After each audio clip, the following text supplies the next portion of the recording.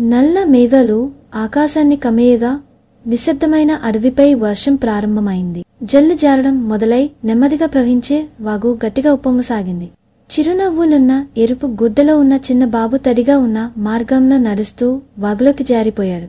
వాగు ప్రవాహంలో కొట్టుకుపోతూ బాబు బిగ్గరగా అరిచాడు. అడవి తీరంలో ఉన్న ఒక నల్లని కన్నులతో ఉన్న పసుపు చిక్కు ఆ అరుపులు విన్నది. ధైర్యంగా చిక్కు అడవి తీరం నుండి పరిగెత్తుకుంటూ నీటికి దారితీస్తూ పోయింది.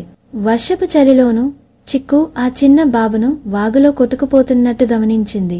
చిక్కు నీటి ఒడ్డున ఉన్న తడిసిన రాయిపైకి ఎక్కింది. చిన్న బాబు తన చేతిని చాపి భయంతో చిక్కుని చూస్తూ కాపాడమని అభ్యర్థించాడు. చిక్కు నెమ్మదిగా ముందుకు వాలి తన ముక్కుతో బాబుని ఎరుపు గుడ్డను పట్టుకుంది. తన అరువైన శక్తితో చిక్కుగుడ్డను బలంగా లాగసాగింది. బాబు తీరానికి కొంచెం కొంచెంగా చేరుతుండగా ఆశ చిగురించింది. వాగు ప్రవాహం బలంగా ఉండి చిక్కును వెనక్కి లాగినా అది పట్టును విడవలేదు.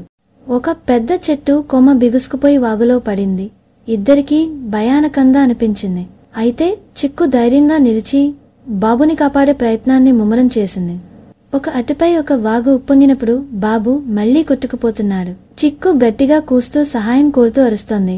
చివరిగా తన ధైర్యాన్ని సేకరించి చిక్కు ఒక మోస్తరు లాగింది. బాబు తన చిన్న చేతితో రాయి అంచున పట్టుకుని నిలబడే ప్రయత్నం చేశాడు. చిక్కు అతని చేతిని ముద్దుగా తాకుతూ కొంచెం పాటు ఇంకా పట్టుకో అని చెప్పింది.